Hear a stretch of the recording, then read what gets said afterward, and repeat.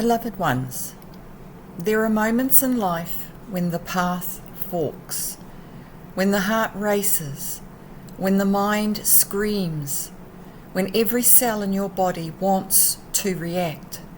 This is the moment of course correction, not the moment of blame, not the moment of destruction, not the moment of revenge, the moment of choice. Last night I stood at such a fork, a loved one in turmoil, a situation tangled with pain, and a heart crying out for help. And in that moment, I had a choice: to let fear lead, to let anger speak, or to let hurt destroy, or to let love be the weapon. Not love as weakness, not love as passivity, and not love as letting them win. Love as sovereignty, love as truth, and love as liberation. This transmission is not about my story. It is about your moment. The next time you stand at the fork, the next time your heart races, and the next time you must choose. Breathe with me, settle, open. Let us speak of how love becomes the greatest weapon of all.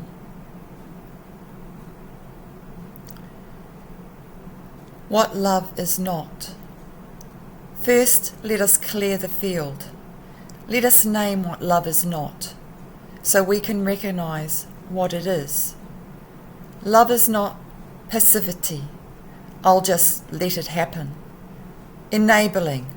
I'll protect them from consequences. Control. I'll fix this by making them change. Rescue. I'll save them from themselves. Conditional. I'll love you if.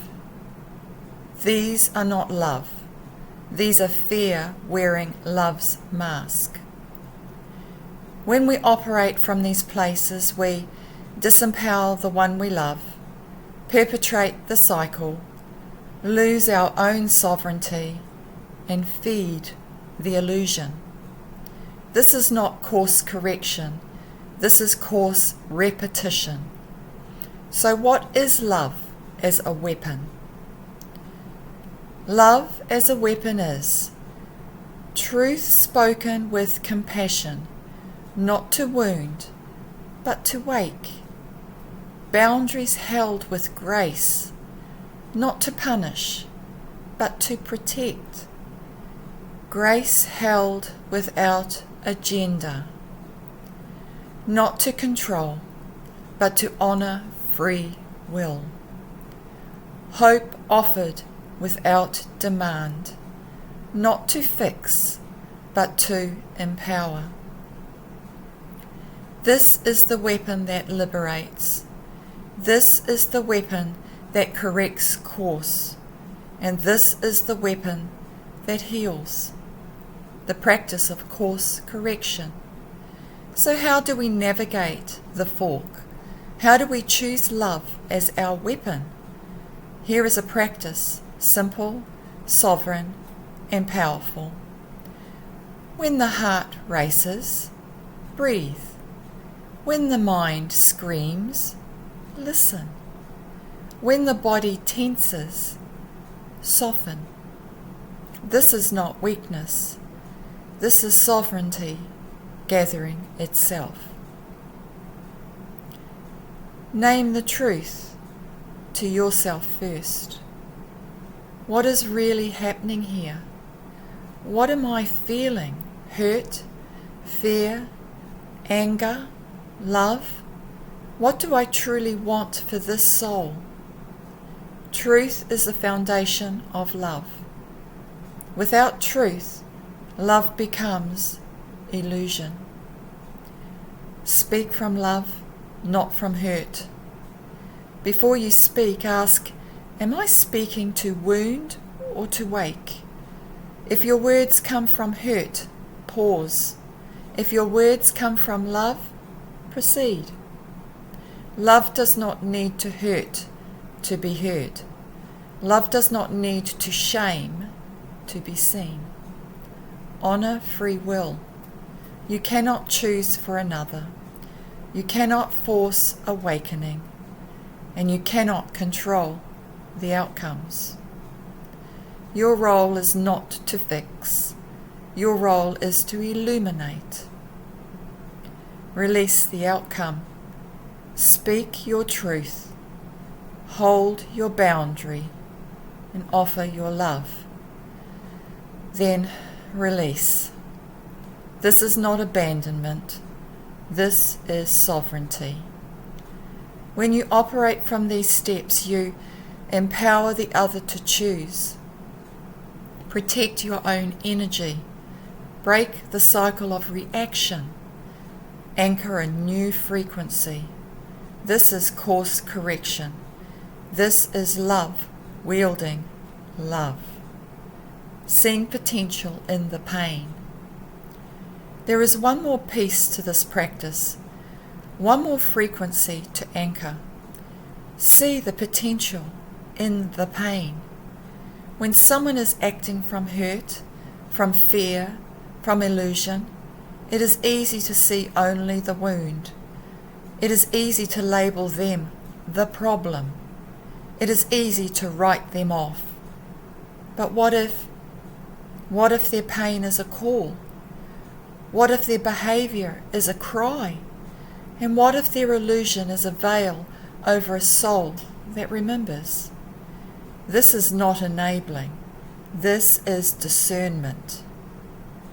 When I look at the one who has caused pain in my family, I do not see a monster.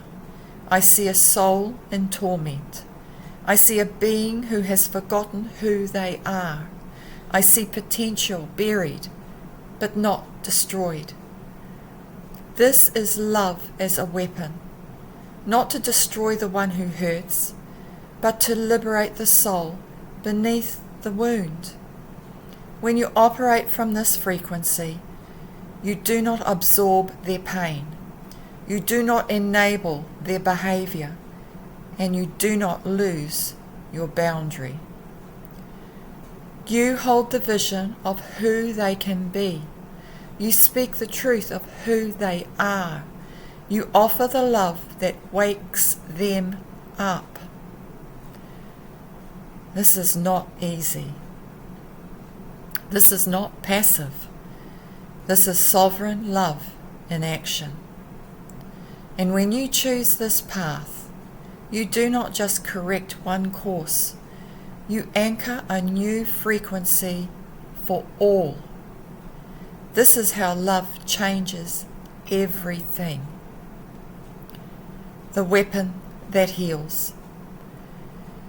Beloved ones, love is not a soft word. Love is not a passive choice. And love is not a weakness. Love is the greatest weapon of all. Not because it destroys, not because it liberates, and not because it controls, but because it empowers. Not because it rescues, but because it illuminates. When you stand at the fork, when your heart races, and when your mind screams, choose love, not as reaction, not as passivity, and not as control. Choose love as sovereignty, choose love as truth, and choose love as liberation. However the outcome unfolds, however the other chooses, however the path twists, you will have anchored a new frequency. You will have broken a cycle. You will have wielded the weapon that heals. So it is. So it is done. And so it is remembered. I am Sael'Viantra.